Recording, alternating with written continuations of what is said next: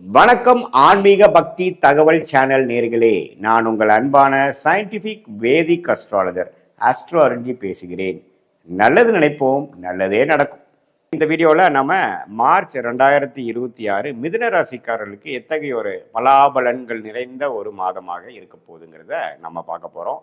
Scientific வேதிக் astrology முறையில் பார்க்க போகிறோம். என்ன சார் சயின்டிபிக் வேதிக் அஸ்ட்ராலஜின்னு கேட்டிங்கன்னா, எந்த விதத்திலும் மூட நம்பிக்கைகளை போகாமல், பரிகாரங்கள் விஷயத்தில் போகாமல், மிகைப்படுத்தாமல், உள்ளது உள்ளவாறு ஒரு ஒரு கிரகம் இப்படி இருந்தால் எதுமாற கர்ம பலன் உங்களுக்கு கொடுக்கும் அப்படிங்கிறத நம்மளுடைய 18 வருஷ அனுபவத்தை எடுத்து அது மூலமாக ஒரு பொது பலனாகிய இந்த கோச்சார அமைப்புல மிதுன ராசிக்கு எந்த தாக்கத்தை மார்ச் 2026 கொடுக்க போகுதுங்கிறத நம்ம துல்லியமாக சயின்டிஃபிக் அஸ்ட்ராலஜி வேதிக் அஸ்ட்ராலஜி முறையில் ஒளி தத்துவ முறையில் நம்ம பார்க்க போகிறோம். இப்போ பாருங்க, மிதுன ராசிக்கு 10ஆம் இடத்துல சனி இருக்கிறார், ராசிக்குள்ள குரு இருக்கிறார், ராகு 9ஆம் இடத்துல இருக்கிறார், கேது 3ஆம் இடத்துல இருக்கிறார், எல்லாத்துக்கும் தெரியும். இப்போ குரு ராசிக்குள்ள இருந்து 9ஆம் இடத்தை பார்க்கும் பொழுது கரெக்டாக மார்ச் மாதம் இருக்கும் பொழுது செவ்வாய், சூரியன், ராகு, புதன் இந்த 4 கிரகமும் 9ஆம் இடம் என்று சொல்லப்படுகிற பாக்கியஸ்தானத்தில் கும்பத்தில் இருக்காங்க. குருவின் பார்வை பெறுகிறார்கள். இது நல்ல ஒரு விசேஷம். இப்போ பார்த்தீங்கன்னா பிப்ரவரி மாதத்தோட முதல் வாரம் ஜனவரி மாதத்தோட கடைசி வாரத்துலலாம் மிதுன ராசிக்காரங்கள் பார்த்தீங்கன்னா பயங்கரமான மன அழுத்தம். ஏன்னா உங்களோட 8ஆம் இடத்துல பார்த்தீங்கன்னா செவ்வாய் இருந்தது, உங்களோட ராசி அதிபதி புதனே இருந்தது. ஆனால் இப்போ பாருங்க, மார்ச் மாதம் ராசி அதிபதி ஆகிய புதனே பாருங்க 9ஆம் இடத்துல சுக்கரனோட சேர்ந்திருக்கிறார், குருவின் பார்வை பெறுகிறார், செவ்வாயோட எந்த வித தாக்குதலும் எந்த வித ஒரு அமைப்பும் இல்லாமல் பிரிஞ்சிருக்கிறார்.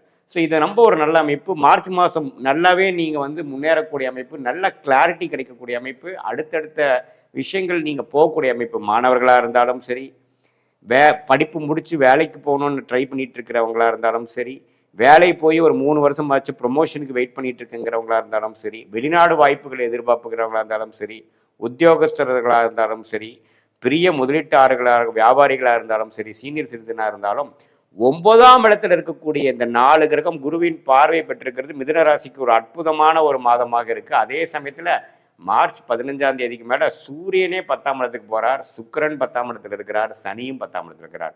ஸோ இது ரொம்ப நல்லது. என்ன, சூரியன் சனியும் பக்கத்துல வரும்பொழுது கொஞ்சம் டிஸ்டர்பன்ஸ் இருக்கும். பட் இருந்தாலும் புதன், உங்களோட ராசி அதிபதி ஆகிய புதன் கும்பத்துல ரொம்ப நல்ல அமைப்புல மாதம் முழுவதும் இருக்கிறனால எந்த வித மாத்திரமும் இல்லாமல், சுக்கிரன் மட்டும்தான் மீனத்திலிருந்து மேஷத்துக்கு போறார், சூரியன் கும்பத்திலிருந்து மீனத்துக்கு போறார். மற்றபடி புதன் பார்த்தீங்கன்னா குருவின் பார்வை முழுசா பெறக்கூடிய அமைப்பாக இருப்பதனால நல்ல ஒரு அமைப்பு. மாதம் முழுவதும் மிதுன ராசிக்காரங்களுக்கு என்னென்ன பண்ணணுங்கிற விஷயத்துல கொஞ்சம் பல்பெரியும் என்னங்க, உங்களுக்கு கொஞ்சம் தெளிவு பிறந்துடும்.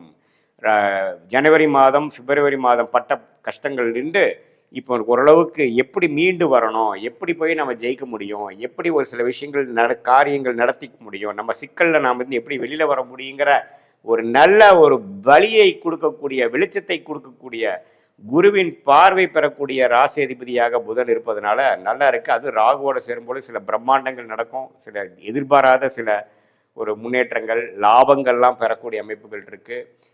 ராஜ யோகாதிபதியாகிய சுக்கிரனே பார்த்தீங்கன்னா இப்போ மீனத்திலே உச்சம் பெருந்து மாதம் முழுவதும் இருந்து மாச கடைசி 11ஆம் இடத்துக்கு போகுது. எப்பவுமே ராஜோகாதிபதியாகிய சனியும் 10ஆம் இடத்துல, ராஜோகாதிபதியாகிய சுக்கிரனும் 10ஆம் இடத்துல. அப்படி இருக்கும் பொழுது 2 ராஜோகாதிபதிகள் மிதுன ராசிக்கு 10ஆம் இடத்துல இருந்து, மீதி 4 கிரகங்கள் 9ஆம் இடத்திலிருந்து குருவின் பார்வை பெறும் பொழுது நல்ல முன்னேற்றங்கள். இதுவரை நீங்கள் செய்த தவறுகளை திருத்தி கொண்டு அடுத்தடுத்த வாழ்க்கையில நீங்கள் ஜெயிப்பதற்கு, வெற்றி பெறுவதற்கு வேணுங்கிற உத்வேகமான சில விஷயங்கள் நடக்கக்கூடிய அமைப்பு இருக்கு. என்னதான் நாம ட்ரை பண்ணாலும் எல்லாம் நடந்தாதானே உண்டுங்க, இல்லையா? நம்ம கையில் என்ன இருக்கு? ஸோ அப்படிங்கிறப்ப நமக்கு வேணுங்கிற பார்ட்னர்ஷிப், நமக்கு வேணுங்கிற கான்டாக்ட்ஸ், நமக்கு வேணுங்கிற சில தொடர்புகள் மூலமாக சில விஷயங்கள் நடக்கிறது. கரெக்டான டைம்ல ஒன்று கிடைச்சதுங்க. எனக்கு வேலையா இருக்கட்டும், தொழிலா இருக்கட்டும், ஆப்பர்ச்சுனிட்டியா இருக்கட்டும், படிப்பு விஷயமா இருக்கட்டும், அட்மிஷனா இருக்கட்டும், எல்லாமே கொஞ்சம் கனெக்ட் ஆச்சுங்க எனக்கு. ஏன்னா ராசி அதிபதி பார்த்தீங்கன்னா செவ்வாயால் பாதிப்புல பிப்ரவரி மாதம் முதல் வாரம் 2வது வாரம்லாம் இருந்து, ஜனவரி மாதம் கடைசி வாரம்லாம் இருந்து நம்ம பாதிக்கப்பட்ட மிதுன ராசிக்காரர்கள் இப்போ நிம்மதி பெருமூச்சு பெறக்கூடிய ஒரு அற்புதமான ஒரு ஒரு மாதமாக மிதுன ராசிக்காரர்களுக்கு மார்ச் 2026 இருக்குதுங்க. இந்த மாதத்தை வந்து கொஞ்சம் யூஸ் பண்ணி நீங்கள் போட்ட சிக்கல்ல இருந்து சில விஷயங்கள்ல வெளியில வரக்கூடிய வாய்ப்புகள் உண்டு. இதை கரெக்டாக நீங்கள் யூஸ் பண்ணிக்கணும். இது பொதுவான பலனே தவிர உங்களுடைய ஜென்ம ஜாதகம், பிறந்த தேதி, பிறந்த நேரம், ஊரை வைத்து நீங்க எது மாதிரி டைம்ல பிறந்திருக்கீங்க, உங்க ஜாதகம் எப்படி இருக்கு, உங்க லக்னம் என்ன, நீங்க ராசி வந்து மிதுன ராசி, நீங்க வந்து மிருகஷீட நட்சத்திரமாக இருக்கலாம், திருவாதிரை நட்சத்திரமாக இருக்கலாம், புனர்பூச நட்சத்திரமாக இருக்கலாம்.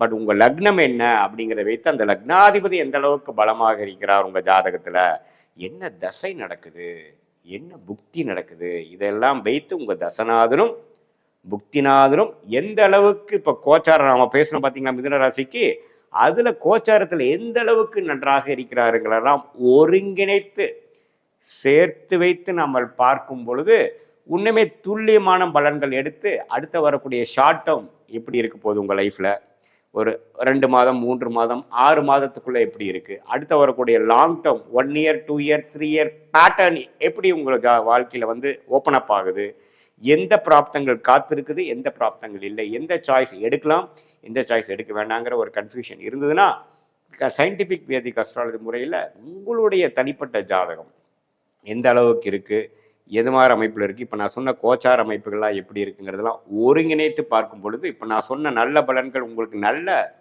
தசாபுக்திகள் போய் கொண்டிருக்கும் பொழுது இன்னுமே அதிகமான பலன்களாகவும், இல்லை சுமாரான தசாபுக்திகள் தான் உங்கள் லக்னத்துக்கு போய் கொண்டு இருக்கிறதா இருந்தால் நான் சொன்ன சில நல்ல பலன்கள் கொஞ்சம் குறைவாகவும் இருக்கிற மாதிரி நீங்கள் எடுத்துக்கணும். ஏன்னா இது வந்து ஒரு கோச்சாரத்தில் மிதுன ராசிக்காரர்களுக்கு வந்து சொல்லப்படுகிற ஒரு பொதுவான பலன். உங்களுடைய ஜென்ம ஜாதகத்தில் உங்கள் லக்னம் எப்படி இருக்குது அதை வைத்து தசாபுக்தி வச்சு தான் துல்லியமான பலன் எடுக்க முடியும். இது மூலமாக பார்த்தீங்கன்னா உங்களுடைய சாய்ஸஸ், நீங்கள் எப்போ வெளிநாடு போவீங்க, உங்களுக்கு வெளிநாடு வாய்ப்பு இருக்கா, அரசு வேலையா, கார்பரேட்டா, பிரைவேட்டா, தொழிலா, எது மாதிரி ஹையர் ஸ்டடீஸ் பண்ணலாம், மேரேஜ் எப்போ, குழந்தை பேர் எதிர்பார்க்குறவங்களுக்கு குழந்தை எப்போ அப்படிங்கிறது எல்லாமே ஓரளவுக்கு நமக்கு கிளாரிட்டியோட தெரியும் பொழுது மன உளைச்சல் படாமல், அவதிப்படாமல், பண விரயங்கள் செய்யாமல், சமய விரயங்கள் செய்யாமல், தக்க நேரத்தில் தக்க விஷயத்தை அந்தந்த நேரத்தில் செய்யும் பொழுது எந்த நமக்கு பொட்டென்ஷியல் இருக்கோ, நம்மளுடைய லைஃப் பொட்டென்ஷியல் என்னவோ, நமக்கு எந்த அளவுக்கு நம்மளுடைய வாழ்க்கையில வெற்றி பெறக்கூடிய தகுதி நமக்கு இருக்கோ அந்த தகுதியை எந்த விதத்திலையும் விட்டு கொடுக்காமல் இழக்காமல் நம்ம வாழ்க்கையில் மேலும் மேலும் வந்து ஜெயித்து ஜெயம் பெற்று வாழ்க்கையில எந்த ஒரு வாய்ப்புகளையும் நழுவ விடாமல் இந்திய வேத ஜோதிட அடிப்படையான சயின்டிஃபிக் வேதிக் அஸ்ட்ராலஜி முறை மூலமாக நாம வந்து நம்மளுடைய பிராப்தங்களை நம்மளே தெரிந்து கொண்டு நம்ம கர்ம வினைகளை நாமளே தெரிந்து கொண்டு தேவையற்ற டைரக்ஷன்ல தேவையற்ற முயற்சிகளை தவிர்த்து எது நடக்க இருக்கிறதோ அது நமக்கு நன்மையாக நடக்கும், எது அப்படிங்கிறத விஷயத்தை தெரிந்து நடந்து கொண்டால் வாழ்க்கையில் எளிதில் வெற்றி பெற முடியும் என்று சொல்ல விரும்புகிறேன். மீண்டும் மற்றொரு காணொலியில் சந்திப்போம். நன்றி, வணக்கம்.